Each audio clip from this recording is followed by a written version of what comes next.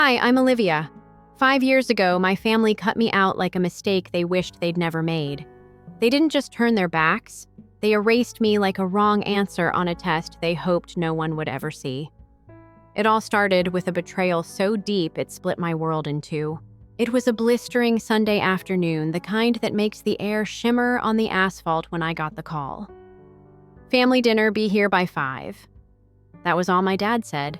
No small talk, no pleasantries, just a demand for my presence. I should have known better. I should have felt the trap closing around me, but I walked right into it.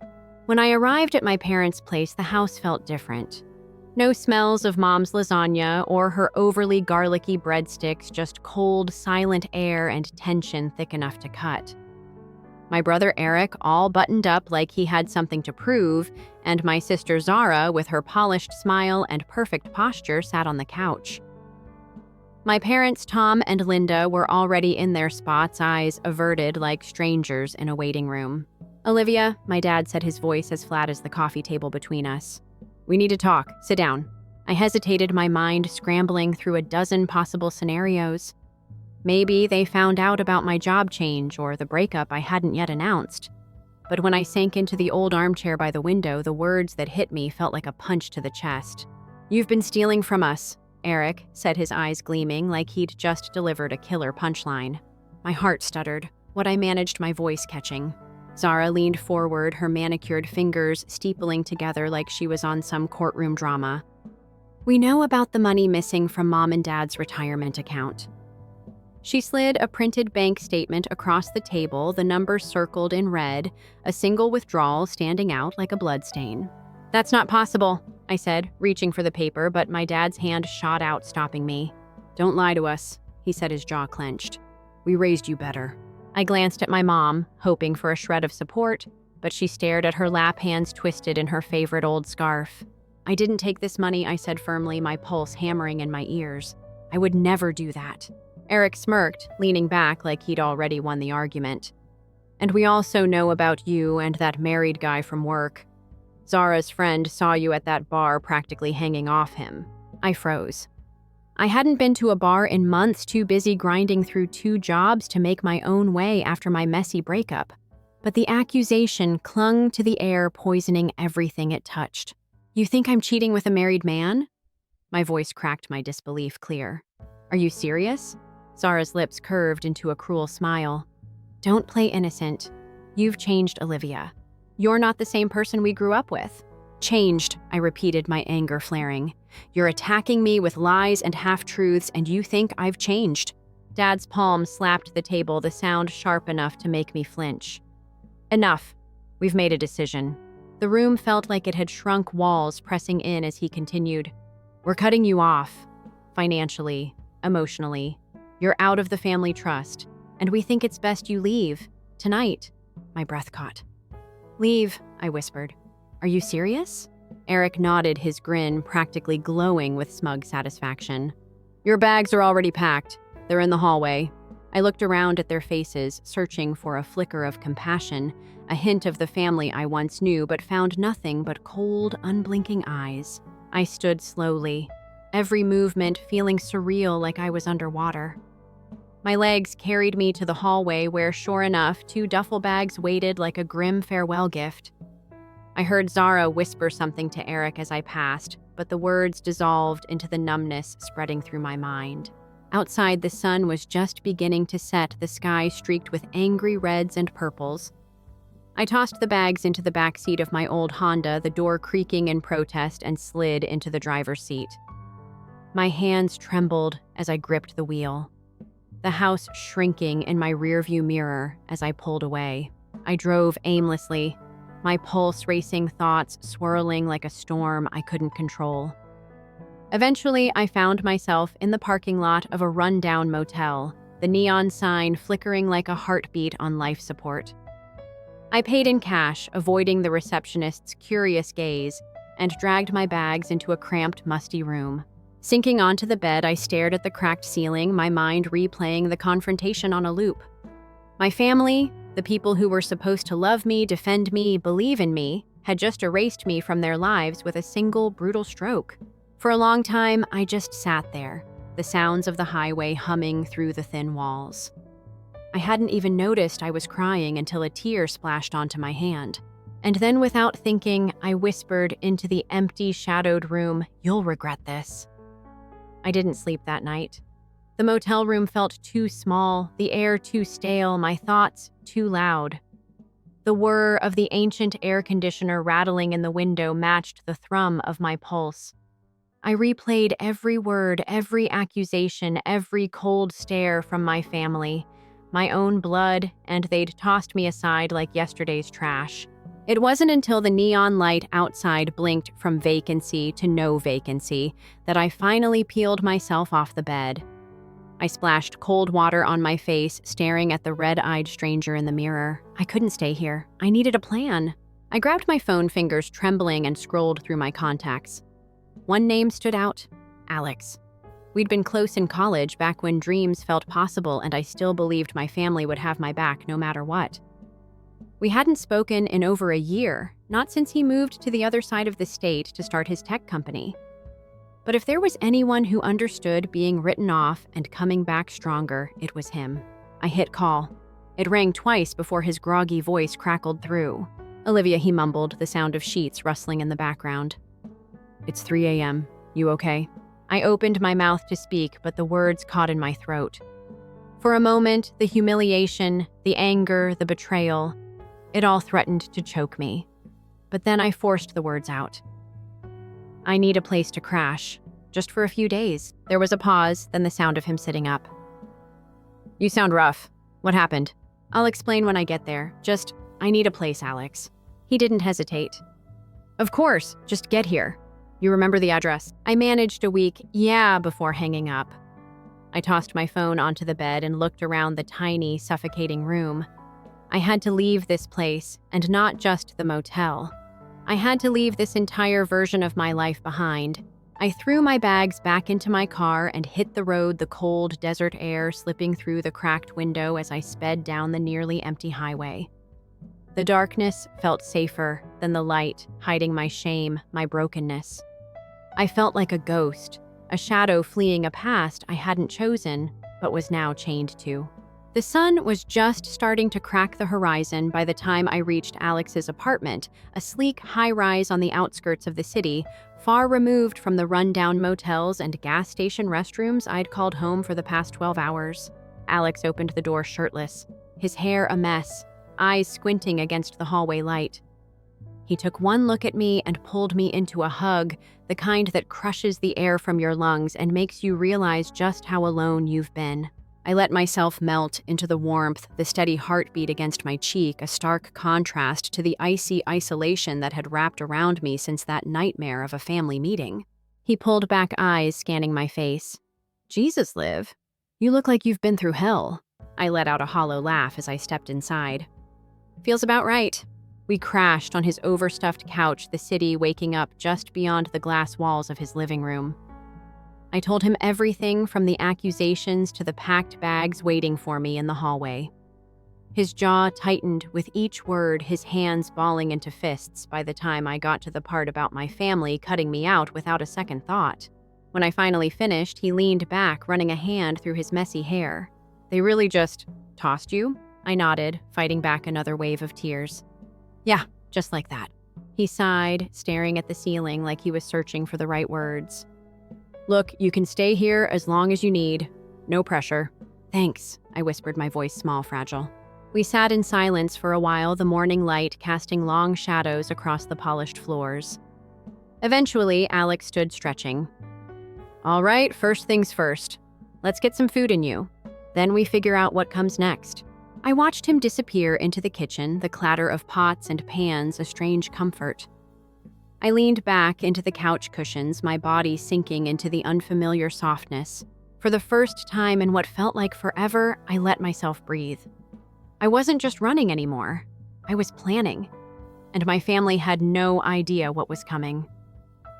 A few days in Alex's apartment felt like stepping into a different universe. One where people actually cared if you were okay. He never pried, never pushed for details, just made sure I ate, rested, and had space to think. But the more I settled into his spare room, the more the anger inside me simmered, building to a slow, determined boil. I'd been cast out, cut off without warning, and they expected me to just disappear, to crumble and beg for their acceptance again. No, not this time. On the fourth morning, as I sat on the balcony, the city stretching out below like a living, breathing thing, my phone buzzed on the table beside me. The number was familiar, but not saved. My mother's. I stared at it, the name that should have meant safety and love, now just a painful reminder of betrayal. For a brief, foolish moment, I considered picking up, maybe hearing an apology, a plea for forgiveness. But my thumb hovered over the decline button for only a second before I hit it. If she couldn't stand by me when I was accused without evidence, she didn't get to play the concerned parent now. I let the phone drop back to the table, the screen going dark, my reflection staring back at me. I didn't know that woman, the one with sunken eyes and clenched jaw, but I was starting to like her. She was hard sharp, ready for a fight. When Alex stumbled out of his room, yawning and rubbing the back of his neck, I was already at his kitchen counter laptop, open, fingers flying over the keys. "What's this?" he mumbled, peering over my shoulder at the documents I had pulled up. "Research," I replied, my tone crisp, controlled. "If my family wants to erase me, fine. But I'm not going to make it easy for them." He leaned in, closer, eyes narrowing at the financial spreadsheets, trust documents, and corporate filings I had started digging through. "You're going after them?" he asked, his voice a mix of caution and curiosity. I met his gaze, a small, feral smile creeping onto my lips. "Not exactly. I'm just going to remind them that I'm not as easy to forget as they think." The days that followed were a blur of late nights, too much coffee, and the steady hum of my laptop. I dug deep, tracing every financial connection, every shady deal, every backdoor maneuver my family had used to build their little empire. And what I found shocked even me. Turns out my father's business wasn't as squeaky clean as he always liked to brag. Offshore accounts, hidden assets, quiet payouts to keep former employees quiet. It was all there, buried in digital breadcrumbs. I had the receipts, the emails, the bank transfers. It was almost too easy, like they'd never expected anyone to look too closely to challenge their polished, perfect facade. One night, Alex leaned against the doorframe of the spare room, watching as I compiled yet another file of damning evidence. "You sure about this?" he asked, his tone serious for once. I looked up from the screen, my eyes dry and stinging, but my resolve sharper than ever. I'm done being the quiet, obedient daughter. They made their choice. Now I'm making mine. He didn't push it, just nodded, a hint of a proud smile flashing across his face before he disappeared back into the hallway. When I finally closed my laptop that night, the clock on my phone read 3:42 a.m. My neck ached, my eyes burned, but for the first time in weeks, my heart felt steady, my mind clear. I climbed into the small, too-soft bed and pulled the covers up to my chin, my thoughts drifting to my family.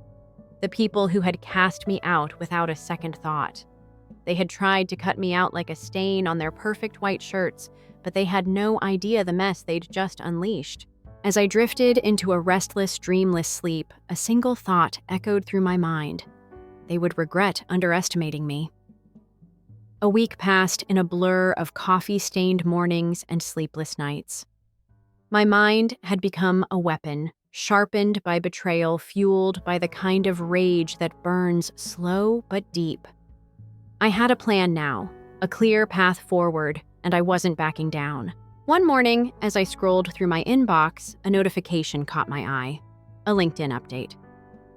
Zara had just announced her promotion to VP of Operations at my father's company, Sloan Enterprises, complete with a glowing, self-written blurb about her relentless work ethic and unwavering family loyalty. My jaw tightened as I clicked through to her profile. It didn't surprise me that my family had moved on so quickly, erasing me not just from their lives, but from their business as well. What did surprise me, though, was just how sloppy they'd been. Buried in the congratulatory comments from family friends and distant relatives were traces of the financial shuffling I'd uncovered. Offshore transfers, questionable vendor payments, and a few too many vacations written off as business expenses. I leaned back, the cheap leather of the desk chair creaking beneath me. They were painting themselves as the picture-perfect power family pillars of the community, but I knew the cracks ran deep. It was time to widen them. I spent the next few hours crafting a series of anonymous tips to the local business journal, attaching neatly packaged PDFs of the financial misdeeds I'd uncovered. I kept it vague enough to avoid immediate backlash, but detailed enough to spark interest. A few curious journalists with the right connections could unravel this mess in no time. As I hit send, a strange calm washed over me. I wasn't just lashing out anymore. I was reclaiming my story, my power. Later that afternoon, Alex found me on the balcony, my laptop still open, the screen casting a harsh blue light across my face. He handed me a cold can of sparkling water, the condensation cool against my two warm palms. "All right, detective," he said, leaning against the railing. "What's next on your revenge checklist?" I smiled, tapping my laptop closed. "First, I plant the seeds, let them start sweating a little. Then I make them feel the loss." He raised an eyebrow, clearly intrigued, but a little wary. "And how exactly do you plan to do that?" I hesitated, the words tumbling out before I could stop them. "I'm going to take back what's mine." I hadn't even realized that was my goal until I said it out loud. But the moment the words left my lips, they felt right solid, like the first clear thought I'd had in weeks. That night, as the city lights twinkled below and the wind rustled through the potted plants on the balcony, I dove deeper into my research. Sloan Enterprises had always been a family affair, tightly controlled, with every major decision funneled through my father and, more recently, Zara. But there were cracks in the armor. Shell companies, questionable property deals, loans from shadowy lenders, all of it pointing to a financial empire built more on illusion than substance. As I connected the dots, a pattern emerged. My father had over-leveraged his company, stretching his assets thin in a desperate bid to keep up appearances. One bad quarter, one poorly timed market shift, and the whole thing would come crashing down. I leaned back, the glow from my laptop casting long shadows across the room. I wasn't just going to expose them. I was going to pull the rug out from under their entire empire. A few days later, I sat across from Alex in a cramped diner near his apartment, the smell of burnt coffee and fried onions thick in the air. I laid out my plan between bites of a too salty grilled cheese, his eyes widening with each detail. "You're really doing this," he said, leaning back, a mix of awe and apprehension in his expression. I smirked, tapping the edge of my coffee cup. "Damn right I am." He shook his head, a grin finally breaking through his concern. "All right, but if this blows up in your face, you're staying on my couch forever." I laughed, the sound sharp, almost foreign to my ears. "Deal." That night, as I typed out the final emails, planting whispers about Sloan Enterprises in every corner of the local business community, I felt something I hadn't in a long time. Control. When I finally hit send, I leaned back, letting the tension drain from my shoulders. The seeds were planted, the storm was coming, and I was done being their forgotten daughter. I was going to make them remember me, even if it destroyed everything they'd built. 2 weeks after sending those anonymous tips, the first cracks began to show. I had been refreshing the local business journal's website, obsessively hoping to see the ripple effects of my whispers. Then one morning, it hit. A headline that sent my pulse racing. Sloan Enterprises under financial scrutiny. Allegations of mismanagement and hidden debt surface. I clicked on the article, my heart thundering in my chest. It was a brutal takedown, the kind of expose that made even hardened CEOs sweat. They'd connected the dots just like I'd hoped. The offshore accounts, the shell companies, the questionable vendor payments. It was all there, splashed across the screen in cold, unforgiving text. I leaned back, a slow, satisfied smile spreading across my face. I could almost picture my father's jaw tightening, the vein in his temple pulsing like it always did when someone challenged him. A few days later, the first text arrived. My phone buzzed as I poured myself another cup of black coffee, the bitter scent mixing with the morning air. It was from my mother, the first message she'd sent since that night they cut me out. "Mom, Olivia, please call me. We need to talk." I stared at the screen, my thumb hovering over the reply button. For a brief moment, the old part of me, the daughter who still wanted her parents' approval, considered it. But then I remembered the cold finality in their voices, the way they'd tossed me out like garbage without a second thought. I set the phone down without replying, the message burning in my pocket like a live wire. A few hours later, Alex stumbled into the kitchen, rubbing his eyes and squinting at the screen of his own phone. "Hey, did you see this?" he asked, sliding his phone across the counter. It was a different article, this one from a smaller financial blog dissecting the potential fallout from the Sloan Enterprises scandal. They'd dug deeper, pulling up old SEC filings, piecing together the shaky foundation my family's empire had been built on. They even mentioned the trust fund I'd been cut out of, hinting that internal family conflicts might be part of the reason for the company's sudden instability. I leaned against the counter, my pulse racing. This was bigger than I'd imagined.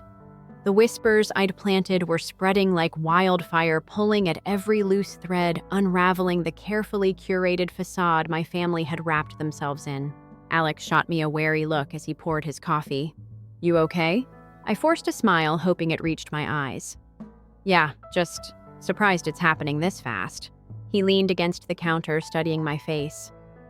"You're playing with fire, Liv." I met his gaze, my grip tightening around my mug. "I know." For the next few days, I watched as the fallout unfolded in real time. My father's company stocks took a hit, their value plummeting as investors panicked. More articles followed, dissecting every financial misstep, every questionable business deal. And then one evening, just as the sun dipped below the skyline, painting the city in deep oranges and purples, my phone buzzed again. This time it was a call. I recognized the number instantly. My father's office line. I let it ring, my heart hammering in my chest. When it finally went to voicemail, I played the message on speaker, Alex leaning in from the kitchen doorway, his eyes wide with curiosity. "Olivia." My father's voice crackled through the tiny speakers, rougher than I'd ever heard it. "I know what you've been doing. You have no idea the damage you're causing. Call me. We need to talk." I hit the delete button without hesitation, the cold finality of it sending a shiver down my spine. That night, as I lay in bed staring at the ceiling, the reality of what I'd done started to sink in. I had set something in motion that couldn't be undone, a wave of destruction that would crash through my family's carefully constructed lives. And for the first time in a long time, I felt something close to peace. The call from my father marked the beginning of their unraveling. Over the next few weeks, the fallout only grew like cracks spreading through a glass wall. The Business Journal picked up more leads, other news outlets followed, and soon my family's pristine reputation was in freefall. I kept my distance, watching from the sidelines as their empire crumbled. I ignored the increasingly desperate messages from my mother, the missed calls from my father, the cold, carefully worded emails from Zara demanding an explanation. They had cut me out of their lives, after all. Why should I make it easy for them to pull me back in? Then one morning, as I sipped my coffee and scrolled through the latest headlines, a new article caught my eye. Sloan Enterprises faces investor lawsuit. Allegations of fraud and financial misconduct filed in state court. I choked on my coffee, setting the mug down with a clatter. They'd gone from whispers of scandal to full-blown lawsuits. I clicked the article, skimming the dense legal jargon, my pulse racing. The plaintiffs were a group of minority shareholders claiming they'd been intentionally misled about the company's financial health. They were demanding millions in damages. I leaned back, a slow, satisfied grin spreading across my face. This was it, the beginning of the end. A few days later, Alex found me in the spare room, my laptop balanced on my knees, the morning light streaming through the cracked blinds. He leaned against the doorframe, arms crossed, a cautious smile on his lips. "You see the news?" he asked, nodding at the screen. I looked up, the tiredness in my eyes matched by the dark circles under his. "Yeah, it's all coming apart." He stepped inside, dropping onto the edge of the bed beside me. "You sure you're okay? I mean, this is a lot." I hesitated, the question catching me off guard. Was I okay? I wasn't sure. I felt powerful, yes, in control for the first time in years, but there was also a hollow ache, a sense of loss that wouldn't quite fade. "I don't know," I admitted, staring at the tangled sheets, "but I think I'm getting there." He reached out, giving my shoulder a reassuring squeeze. "You did what you had to do. They made their choice. I nodded, but the words felt thin, echoing in the empty spaces where my family's love should have been. The final blow came a week later in the form of a thick manila envelope addressed to me, care of Alex's apartment. I stared at it for a long time, my heart pounding, fingers trembling as I finally tore it open. Inside, I found a series of official-looking documents, legal filings, trust amendments, financial statements, and a single handwritten letter in my father's sharp, precise handwriting. Olivia, I hope you're proud of yourself. You've destroyed this family, shattered everything we built, all for some petty revenge. I hope you can live with that. We are removing you from the family trust permanently, effective immediately. You have chosen to sever this connection, and we are honoring that choice. Do not contact us again. Dad. I let the papers slip from my fingers, the sound of them hitting the hardwood floor louder than I expected. I sat there, the sharp, chemical scent of fresh ink filling my senses, the finality of those words settling like a stone in my chest. I should have felt triumphant, vindicated. This was what I'd wanted, wasn't it? To be free of them, to cut myself loose from the toxic web they'd woven around me. But as I stared at the crumpled papers on the floor, the last fraying threads of my old life scattered around me, I realized something. I had won. Not just the battle, but the war. I stood slowly, letting the envelope and its contents lie where they'd fallen. I walked to the window, throwing it open, the cold morning air rushing in sharp and clean against my skin. I took a deep breath, the chill filling my lungs, my chest expanding with a relief so intense it felt like pain. I wasn't their daughter anymore, not in any way that mattered. I was free. As I looked out over the city, the sun cutting through the gray morning clouds, I whispered the words I hadn't let myself say before, the words that tasted like liberation. I'm free. Story 2. Hello. I'm the girl they abandoned in a little Italian town without any notice money or a phone. It was a prank, according to my sister and her pals. A harmless joke. The worst aspect, however, wasn't being trapped in a foreign place by yourself. They giggled when they realized they had planned it. And they weren't finished when I returned. I never thought there would be another betrayal so close to home. If it were members of your own family, would you forgive them? Tell me where you're listening from and what you would have done before we get started. Tell us in the comments section. Odell and Vance is my name, youngest of the 3. The person who never spoke out. The one who insisted that everything was okay, albeit it wasn't. It has always been like way. During funerals, graduations, and even birthdays, they referred to it as grace. I referred to it as survival. It was intended to be a different trip to Italy, a new beginning, a chance to get back in touch. With a heart emoji, Celine texted me a picture of the Amalfi Coast. She insisted that I accompany her since she and her friends had already made reservations. Only the gals. Similar to earlier eras. On paper, it sounded fantastic, but paper burns easily. I had the feeling that I had strayed into a party that I wasn't invited to from the moment I arrived in Florence. They joked among themselves. I did not participate in the exchanged looks. I didn't comprehend. I attributed it to jet lag. Or perhaps I was too silent. It was Celine's usual statement. Odilon, you shrink yourself. Nobody is sure how to handle stillness. We ate dinner on a rooftop with a view of the Arno River on the last night. It was beautiful, like stars fairy light strung. In the distance, the Duomo was glowing. The group laughed so loudly that strangers could see them as the waiter poured Prosecco. At the center of the table was silence. She told a story about her recent charity dinner while wearing a silk outfit that was flawless. By dessert, I had the mayor's wife in tears. She smiled. I was frequently asked if I was a member of the city council. Someone interrupted me as I was trying to comment on a street artist I had seen that morning. Did you really leave so early? Someone else added their voice. Not having actual deadlines must be pleasant. I grinned because it was safer rather than because it was humorous. I didn't want to ruin the night. I never did. So instead, I gently slipped the waiter €5 for the tip. Celine constantly made a fuss over who paid what. I reasoned that perhaps the strain would subside if I simply relaxed things. But tension doesn't pass. It builds. It was past 10 when one of Celine's pals, I think her name was Dana, frowned at me and mumbled, "So you're still employed at that NGO that helps homeless canines or something," I corrected her gently. "It's essentially a legal aid center for domestic violence sufferers." Dana blinked. "Whoa, that's adorable." The table echoed with laughter. You know, I felt my stomach turn. I put down my fork and said, "Maybe don't make it too cute, but I don't expect a claim." Celine gave an eye roll. "It's there. There. What is this loud enough to silence the group?" she said. "Every trip is ruined by your emotions. God Odilon. Come of age. Keep quiet." The waiter even hesitated. Before I even knew I was up, my chair scraped back. I said nothing at all. I simply walked out. It was colder outside than I thought it would be. Or maybe it was the fire in my cheeks. I strolled aimlessly for a time, letting the buzz of scooters and laughing fade into a distant murmur.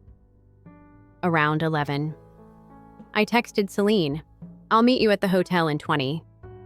Then I went into a late-night cafe for a bottle of water. I needed time distance, a sliver of grace. By the time I reached the hotel, the lobby lights felt too bright. I smiled cordially at the front desk receptionist. Room 213. He glanced up, then paused. "About half an hour ago, I think your party checked out." I went cold. "Apologies, what to be picked up by a van, they left their baggage at the front." I blinked. "I'm with them even if my name isn't on the room. I was just taking a stroll." He apologized with a shrug. "Did they depart together?" Not a word. Still, I hurried upstairs. The door was unresponsive. My keycard was inoperable. My phone charger, my passport, and my purse, all in the collective bag.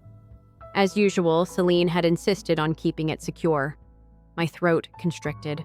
Back down, I dashed out the doors and onto the street. Tried calling Celine, directly to voicemail. Tried. Dana nothing. Launched the rental app.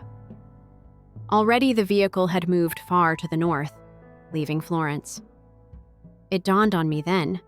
This was no coincidence. There was a plan. After supper, I opened the final group photo. Glasses up, everyone grinning. They're on the far right, though. Did Celine have her gaze fixed on the camera? My passport was in her left hand, hidden behind her back, and her lips formed a tight smirk. She had been standing by herself in the center of a cobblestone square, clutching it the entire time. What I never dared to speak out loud, I whispered. "This time, Celine, you can't remove me." As though the stones beneath my feet may carry it for me, I said it. Florence, however, remained silent. Aside from a few garbage cans and birds snatching at crumbs from someone else's happiness, the piazza was deserted. I put my arms about my knees and sat on the chilly bench. Still dressed from the previous evening. I'm still holding out hope that someone will call and admit that it was an error. No, it wasn't. With no mercy, the sun crept up. I hadn't slept. Not at all. Simply floated in and out.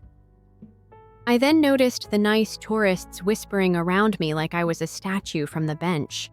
Something to look at rather than touch. I looked at my phone.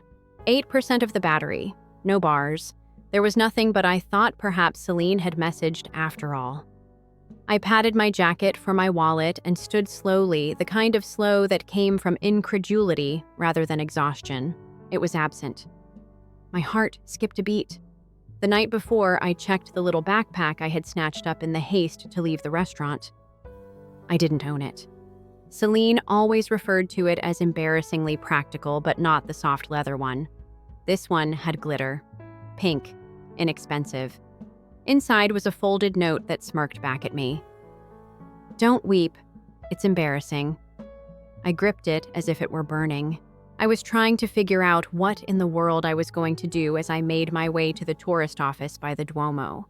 As I attempted to explain my predicament, a woman behind the desk gave me a courteous but perplexed glance.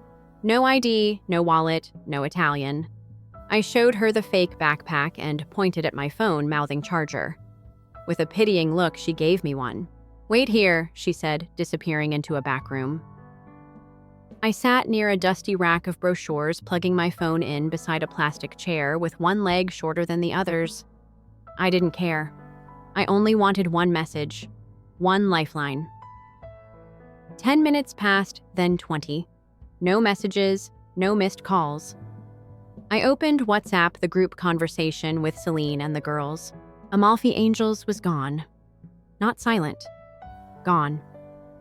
I gazed at my screen. They'd booted me out of the group.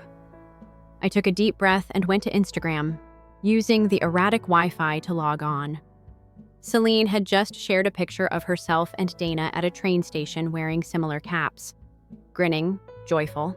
When dead weight vanishes on its own hash, the caption emerges. Only positive energy. And our mother's heart emoji is just underneath it.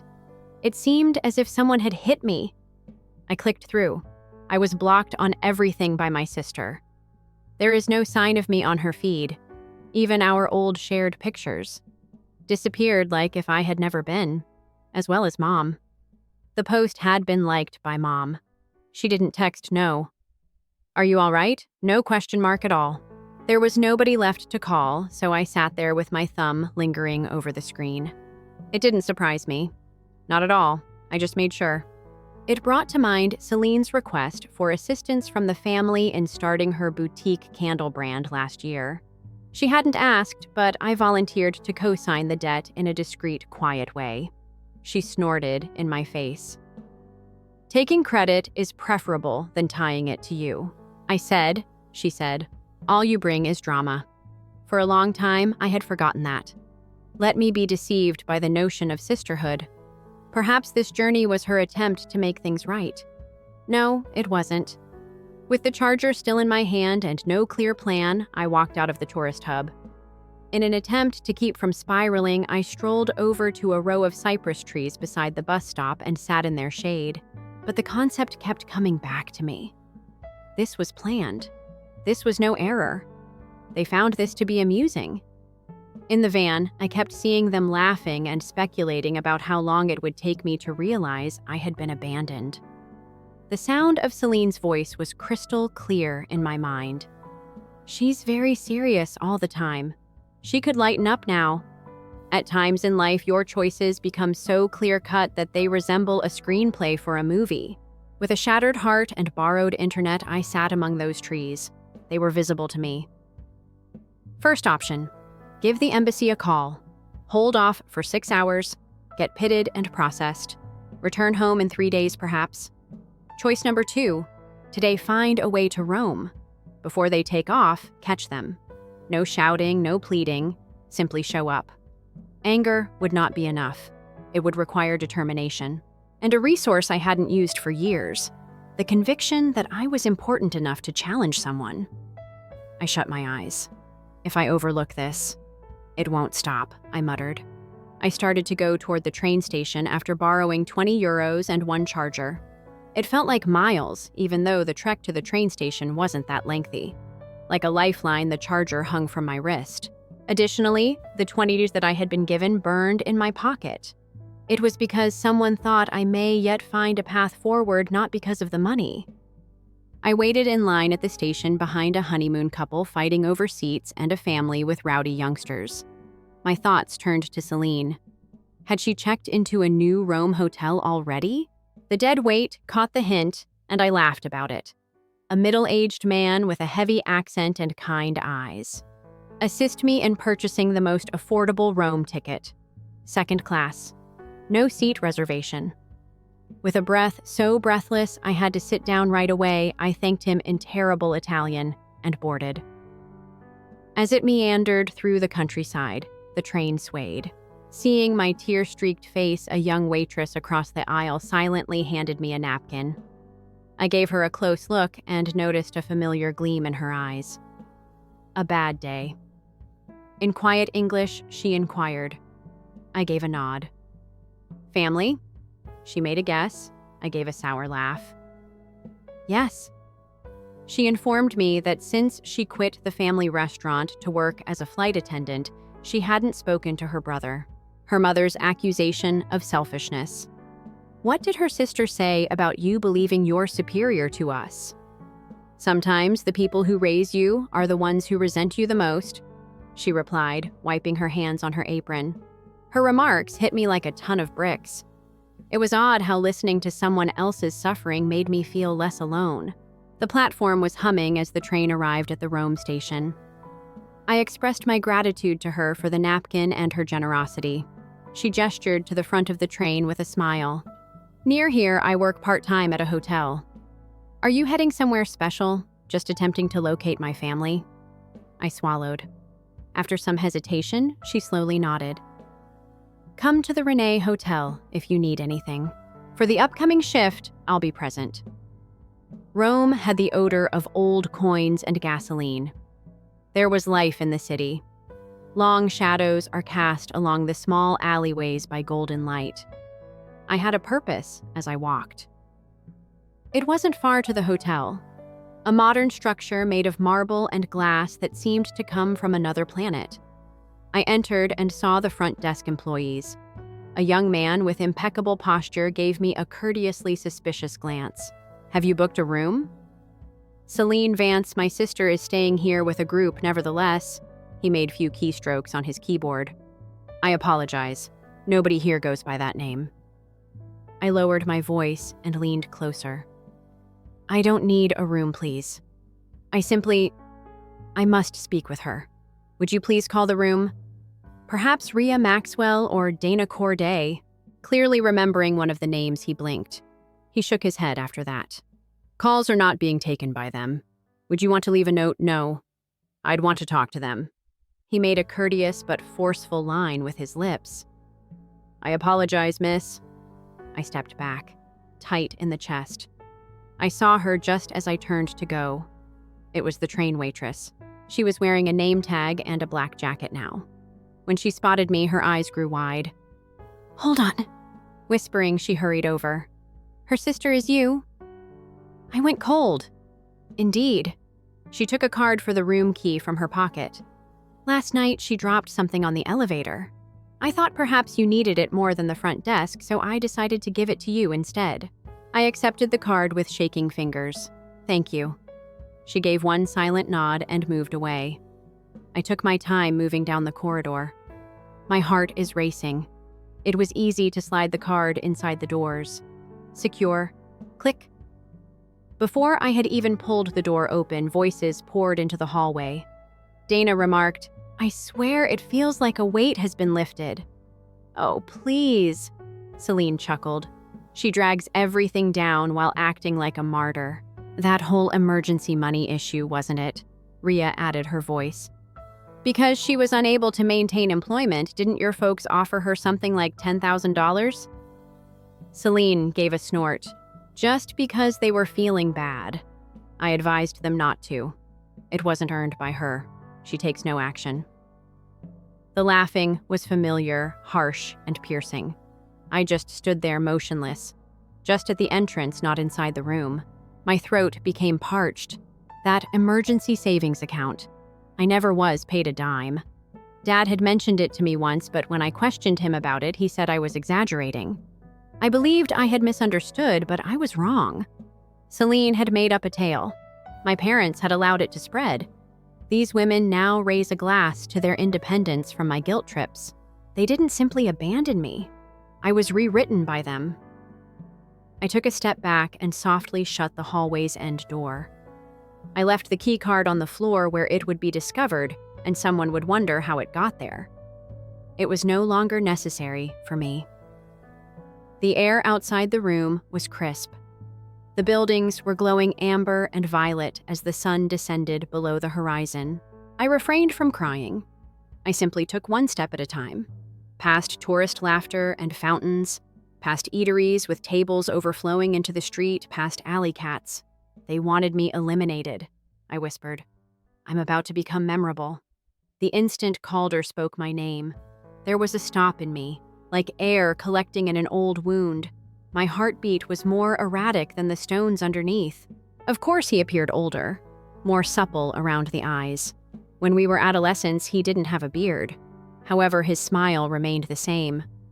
Oh, Dylan, he repeated. Why are you here? I parted my lips, then shut them again.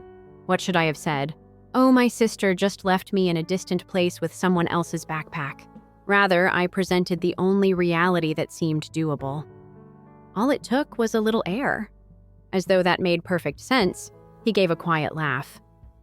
I'll take that as a sign then. I'll get you a coffee. A location is just around the corner. It's silent. Something about Calder, but I should have said no. It was difficult to leave because of the steadiness in his voice and the familiarity of someone who knew me before I was shunned by my own family. As the Roman sky became darker above us, we crossed the street and sat outside a little cafe nestled between ivy-covered houses. So he said, softly, "How are you?" I sat in silence for a while, attempting to recall my identity. He looked at me for a while. Even if it meant you were the one being struck, you always defended the weaker party. I remember you like way. I glanced down at my espresso cup's cracked edge. He continued, "My throat burned. I recall that bunch of lads stealing my sketchbook when I was in 6th grade. You got it back by following them after school. You kept it a secret from everyone. The following day, it simply appeared in my locker." I recalled that. In addition, I recalled how my mother had reprimanded me for arriving home late that day and accused me of seeking attention by causing havoc. It was you who showed courage. Even back then, Calder added. I smiled tightly. That wasn't how everyone perceived it. To put it frankly, your mother didn't. To be honest, she terrified me. She always gave off the impression of calculating who didn't belong. I laughed at that, but it was a hollow chuckle. She had long since figured me out. He bent over. I apologize. That wasn't fair to you. For a while, we sat quietly and let the burden to subside. Then Calder made a statement that cleared the air. I still recall your senior year graduation. Startled, I raised my head. Do you? He gave a nod.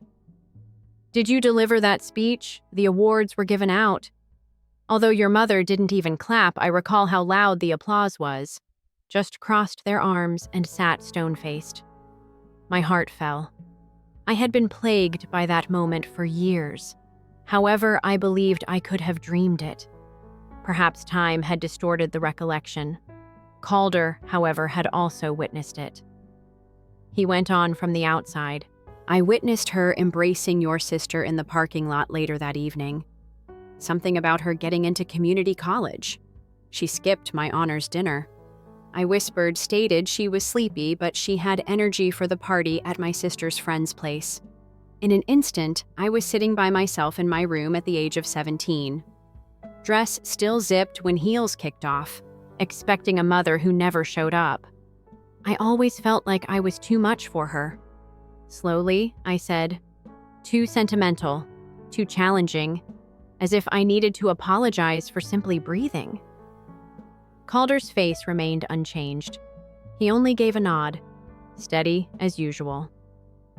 After a pause, he replied, I used to want to write you. After I left. I knew you deserved better, but I wasn't sure how to express it. You did it every time. At that moment, something exploded inside of me. It's a release, not weakness. Unconcerned by the waiter looking over or the couple at the next table, I let the tears fall. Calder took his time with me. Like someone who had been waiting for years to testify, he simply sat there. Thank you. Finally wiping my face to remember, I said, for observing me. He gave me a card after reaching into his pocket. I currently work for a station that shows travel documentaries. We are looking to hire authors. The device is remote, adaptable. I believe you have a few stories that will be important if you ever wish to tell them. I gazed intently at the card. Hammering of the heart. I believe I had to bump into you, I said quietly. You reminded me who I was before they started rewriting me. We stood hugged briefly, and I tucked the card into my purse like it was something holy. That night, when I strolled back toward my hostel, I didn't feel defeated. I felt awake for the first time in a long while. I wasn't shrinking. I had no intention of returning home. Not quite yet. My phone ringing on the glass of my nightstand awakened me up. 12 missed calls. 10 from my mom, 2 for my cousin Rena, and an overwhelming amount of texts that I wasn't prepared for filled the screen. I ached from a night of restless shifting and slowly sat up again. Parts of the conversation I had with Calder last night were still playing in my head. I could still hear his voice. You made me think of someone who, despite the absence of applause, never gave up battling. However, that feeling of peace was short-lived. A Facebook alert broke through the mist. I tapped it. A new post by Zinnia. A bright picture of her mother and Rena clinking mimosa glasses on the patio of a restaurant. Best trip ever with real family, the caption reads. I gazed at the display. In the original shot, I was in the corner. In the reposted versions, eyes closed, although hardly noticeable. I had left. As if I had never been there, I cropped out. I clicked on the comment section. Heart pounding. I ought to have stopped myself. Curiosity, however, is a wound that heals itself. Did the grumpy one go home at last? A female had no vibe, according to someone, only strain. Then I saw it someone else said. My own mom had answered. One person taking space is sometimes preferable. I let my hand fall to my lap. The phone fell out of my grasp and landed on the blanket screen down. I remained still for a long time. I didn't consider it. Simply gazed at the hotel room's damaged ceiling that I had reserved the previous evening. I kept praying that I hadn't prepared for this strange test, that perhaps they wanted to impart some strength-related knowledge to me. It wasn't that they weren't trying to test me, though. I was being erased. For me, a new message appeared. My former roommate from college may be back in Oregon. When I discreetly left town years ago, she was one of the only people that never unfollowed me.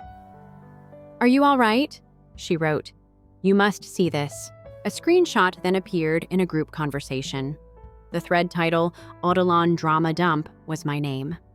Xenia had composed the messages for my sister.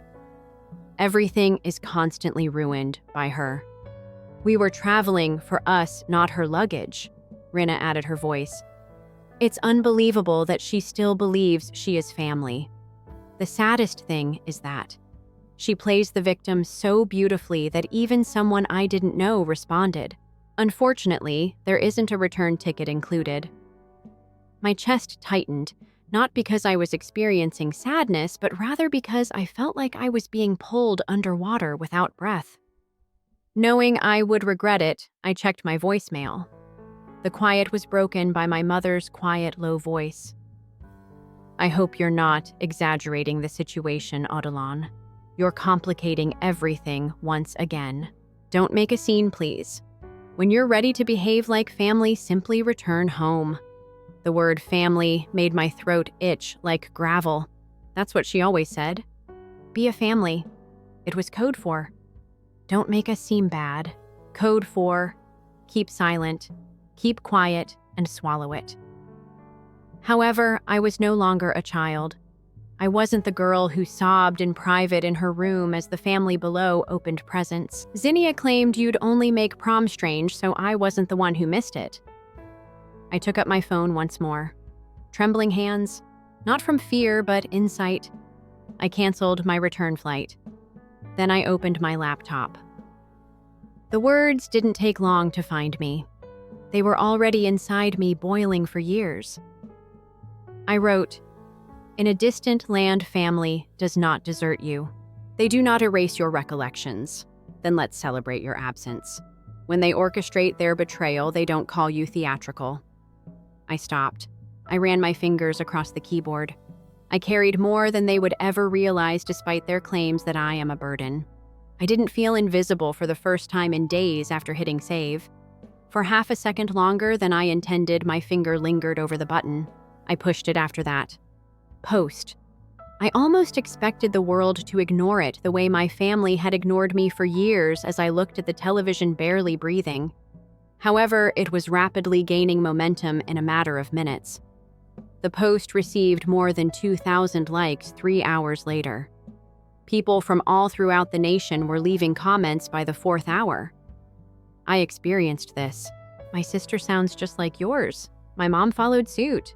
You're not by yourself. Even someone shared. I am familiar with the Rome brunch place. They appear so phony, grinning in your absence. The numbers increase when I reload the website. Going viral wasn't the goal. It was about having one chance to be heard. The reaction followed. The name of Zinnia appeared in my email. Subject: remove it. What the devil is wrong with you, Adelan? The hyperbole in the post is abhorrent. You're giving strangers a terrible impression of us. You'll regret it if you don't remove it. My phone vibrated with a voicemail an hour later. You always manage to play the victim, don't you? Mom, we brought you along to rekindle our relationship, and you're thanking us like this. Our family name is being harmed by you. I stared at my image on the black TV screen while perched on the edge of the motel bed. She continued to refer to it as a family, as though I had ever been included in it. I wrote one more line beneath and reopened the post. They shouldn't have done it if they didn't want everyone to know. I made my way to the little kitchenette in the room's corner, filled it with lukewarm tap water, and attempted to calm my breathing. There was a lock on the door. Even with the curtains pulled, I didn't feel secure. The fallout worsened by early evening. A call from Oregon rang on my work phone. I knew who HR Odell and Meredith from People Ops said hello. Listen, links to your most recent social media posts were sent to us this morning in an anonymous email. While overseas, there is some worry about emotional instability. I felt sick to my stomach. Please pardon me. While we work to resolve the issue, we are just temporarily suspending your access. It's commonplace. Typical, huh? I was certain of the identity of the person who had reported me. Either Mom, who was always 2 steps ahead when it came to safeguarding the family's name, or Zinnia, who was calculating and bitter. I refrained from crying. Not now. I desired to. I wanted to yell for crying out loud, to take a plane home, to enter that office and insist on justice. Instead, I opened my email, included a screenshot of the leaked communications Zinnia and Rena had received about me, and included a PDF of the recommendation letter from my therapist from last year when I was on sabbatical. I wrote for context. My reaction was prompted by this. I took a moment to push send. I started by listening to my father's old voicemail once more. A few years before to his death, he had left it. I spent some time living in my car while I was in between jobs because I was too embarrassed to call it home. As he said, his voice broke. You're my favorite sort of storm, even though I know they make you feel out of place. Silent, but invincible. My throat constricted. The sadness persisted. Calder texted, so was the pride. Don't come home for them then. Remain for you. On my laptop, I started a new document.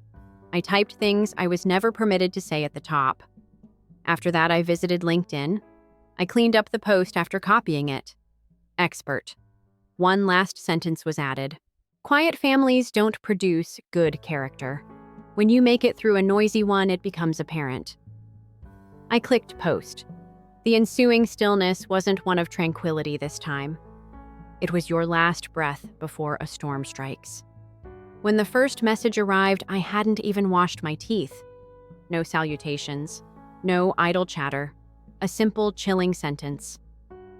I believe you just revealed the precise tale of my relative. Your sister is poisonous. Do you want evidence? I initially just gazed at it, squinting against my phone's bright screen. My heart began to race. I accessed the profile of the sender. According to her biography, Elisa Crowley worked as a UX designer in London. Mutuals trio. They included Zinnia. I gave a cautious response. What is the proof? She made no hesitation. A screenshot was in my inbox less than a minute later. An outdated group chat was used. I knew the one Zinnia had used to plan birthday parties, family vacations, and evidently smear campaigns. The picture displayed a series of messages from almost 3 years ago. It was Zinnia's writing. Just because she exists, she acts as though we owe her affection. See her outside the door begging for permission like a stray. I took a deep breath. I recalled flying home to attend my dad's little operation that very week. I scheduled his follow-ups, checked his medications, and delivered soup. In addition, my sister was making fun of me online while I was doing laundry in their basement. Alyssa sent a lengthy note in response. After that vacation, I got away from Zinnia. Her treatment of individuals was intolerable to me. She attempted to eliminate more than just you. Do you want to meet? An hour later, the late morning sun was shining through dusty windows as I sat across from her at a small cafe close to Trastevere. Elisa didn't look like me at all. Her voice was more steady now, and her hair was trimmed short. However, there was an odd kind of solace in the fact that she didn't skirt the facts too much. She takes advantage of others. Elisa stirred her espresso and spoke honestly. I believe she secretly envies everyone who doesn't require praise. I didn't answer. Not yet. Subsequently, she extracted a little USB stick from her purse. Zinnia removed these pictures from our shared disk. Before she locked it, I managed to save them. I assumed you would want them returned. Later, I used my laptop to open the files. Pictures I hardly recalled from a beach day. I was conveniently blocked by something cropped or blurred in every picture. A cloth, a hand. A chuckle swerved. It seemed as though someone was deliberately erasing my memories. However, one picture caught our attention. It showed Xenia and I sitting in front of Mom's store as children. I was wearing mismatched socks and holding a melting popsicle in one hand. Xenia's arms were crossed and her hair was braided. Behind us, Mom grinned, but just at Xenia. I uploaded it with only 3 words and no caption. The girl took it off. The launch took 30 seconds. Within minutes, the comments started. I recall this shop. My sister was also subjected to this. Families safeguard their reputation in this way. Next, a tag. Adrian, my cousin, is in Boston. God, oh God. They also did this to me. The family group conversation took a turn for the worst. Uncle Ron took me out and then put me back in. Then a telegram from my mother came as polished and chilly as her Sunday church. Smile. What are you attempting to do to this family? I took a long breath before answering. My fingers didn't tremble this time. What I should have done 10 years ago. Be honest. After blinking for a whole minute, her typing bubble vanished. When I got back to the hotel, I gave the front desk my key so they could exchange towels. The receptionist cocked his head in the direction of the lobby. Someone has come to see you. She identifies herself as your sister. I straightened my back before turning. I kept my hands by my sides. I didn't inquire about which one. I was aware beforehand. Xenia stood close to the plant of marble. She folded her hands, lips squeezed into the bland face she usually wore to family court and funerals. She had not come to offer an apology. Her first glance around the room and the set of her jaw gave me the impression that she was checking to make sure no one was filming. Reconciliation was not what she desired. She desired authority, and I wasn't going to give it to her for the first time. She didn't sit. Xenia appeared to be waiting for her assistant to arrive with coffee as she stood opposite from me in the foyer. Inside, the sunglasses are still on. A tight, unwavering line of lips pushed together. You overreached yourselves. Sharp, but even, she said. No salutations? No regret. There was just a hint of control seeping beneath what she said. I remained sat with my hands clenched to prevent them from trembling and my elbows resting on my knees. Out of constraint, not fear? Too far, I raised an eyebrow in reiteration. I had no money, no phone, and no way to return when you left me stranded in a foreign country. You went too far a few time zones ago, in my opinion. As if I were reading from a soap opera script, she rolled her eyes. There was a miscommunication. She gave a shrug. We assumed you would be meeting up with your Portland-based little pal. She put it like that. A miscommunication. Like it was a forgotten calendar invite to cancel my hotel stay and leave me off the schedule. After a few minutes, I gestured for us to go outdoors. I needed fewer onlookers and some fresh air. There was silence in the hotel garden. Seats made of marble. Perfectly manicured hedges. Little fountains. pretending this wasn't about to turn into a war zone. Xenia eventually removed her sunglasses, but her eyes were no softer. "Look," she started. "If you take down the post, I'll solve matters with Mom. Get her to stop. I'll get her to listen." I chuckled to myself. "Do you truly believe that you are our mother's gatekeeper? You expect me to believe you after you removed me from the family? Reinstall the keys." As she considered, Xenia lowered her voice and stepped closer. Fear was still effective. "You continue to act this out in public. I promise to make sure. Your tiny victim narrative is not believed by anyone. Not at work, not online, not anywhere." I didn't recoil. I took out my phone instead and pressed to store the number. When the TV came on, she froze. "Lisa Merriman is an attorney, financial and probate law." I pressed the speaker. An icon. "Lisa, you're on. Could you please repeat what you discovered for me?" The person on the other end was composed and professional. "Indeed, Audilon. We followed the trail of digital files. It seems that someone filed power of attorney paperwork on your mother's behalf, as an alternate signature and witness with your identity falsified. According to the IP address and login information, that individual was Xenia Vance." Xenia's face became pale, as if I had flicked off a light switch. "Insider." Her fists gripped her handbag strap so firmly that I feared it may break, and her mouth was clenched. I continued, "We're going to take legal action. For my records, I'm recording this call." I kept a careful eye on her. She wasn't in control of the cards for the first time in our lives. She was aware of it. She eventually murmured, her voice quivering at the edges, "Oh, Dylan, this is not something you would take to court." Then I stood, slowly, purposefully. "Observe me." She opened her lips to object, but nothing came out. She turned and bounded out in the direction of the garden's back gate. The sunglasses were pushed back on and the heels clicked frantically, shoulders drooping yet head held high. She appeared smaller than I had recalled. Perhaps it was the lost authority that she had always worn like a perfume. Perhaps that was the reality. At last, loud enough to overpower her spin.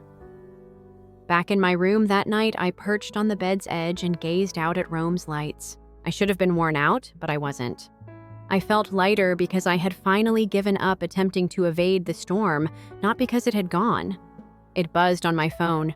"Your flight to Portland has been confirmed Delta."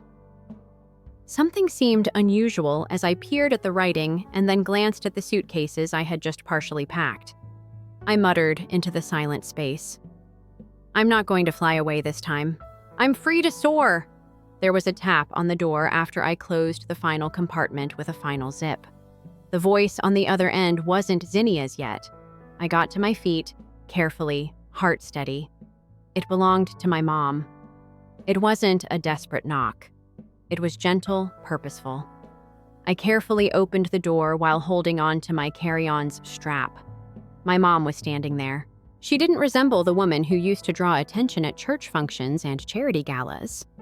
Her clothing was somewhat crumpled, her hair was tied too tightly, and the gleam in her eyes wasn't pride. Something more akin to fatigue. "May I enter?" she inquired. "Nor a performance, nor a demand. Just a query," carried on the voice of a person uncertain about their reception. I moved out of the way. She entered without saying anything else. Uncertain of whether they were extremely late or early, they sat on the edge of the little sofa like a visitor. I filled 2 glasses with water. Tea was too early and explanations were too late. Still, we got going. For a time, we sat in quiet. The air between us was filled with the buzz of traffic outside. She finally cleared her throat and gave me a glance, not a direct one, but enough to let me know she was struggling with a practiced and unsuccessful situation. I was aware of Xenia's actions. She started. I remained still. I asked her to take care of you, so I didn't stop her. I instructed her to keep me out of everything. I simply didn't want to handle it. Handle it. I had become that to her. A circumstance. A chore to assign. She was not looking for my response. Perhaps she was aware that tears were unlikely. She stated you were always the silent one, the powerful one. I assumed you would be all right. My jaw was so tightened that I could hear my own breath hitting my teeth as I sat still. The words themselves weren't the problem. It was the ease with which they emerged, as if being strong meant being cast aside. I stated I was never fine. I simply stopped letting you see how painful it was. Slowly, she nodded once. Perhaps just possibly she had heard that before but had never given it any credence until now. She glanced at my wrist. The coiled wire, the bracelet, one that I purchased from a Cortona street artist. She said, "Your father bought me one like that the first time we came to Italy." Claimed that it appeared to be a robust object that had learnt to bend. Unconsciously, I touched it. Those echoes, similar flavors, and analogous situations used to reassure me. It didn't warm me now, though. It only made me realize how long I had taken intimacy for granted. She instinctively stretched out as if she wanted to touch it as well, but she withdrew her hand before she could touch it. Between us, there was only gravity, no yelling, no tears. History that didn't require repetition. Silently, I rose up and grabbed my luggage. I said, "I won't drag you through the mud. I'm not going to make this a public execution." She drooped her shoulders a little. However, I went on to say, "But I'm done playing the secret. I will not pretend that this did not occur. I will not shrink to make you feel better." At last, she raised her gaze. She said softly, "That's all then." I looked her in the eyes. "No, this is who I am." When I left the motel, the sun was still rising. Already the streets were humming with the energy of a city that didn't give a damn if you were suffering or healed. I was glad of that apathy. It was a calm taxi journey to the airport. I didn't look at my cell. It could wait for whatever message came next. I present my boarding card and passport at the terminal. I was greeted by the gate agent's grin, which only strangers can provide. "Miss Leclerc, last boarding." I gave a nod. A bracelet, one suitcase, and at last an end to the stillness. Blood is said to be thicker than water, yet after blood has attempted to drown you, water can sometimes flow more freely. So I turned to go. Not resentful, not shattered, just finished. If your family had abandoned you and dismissed it as a joke, tell me what you would have done.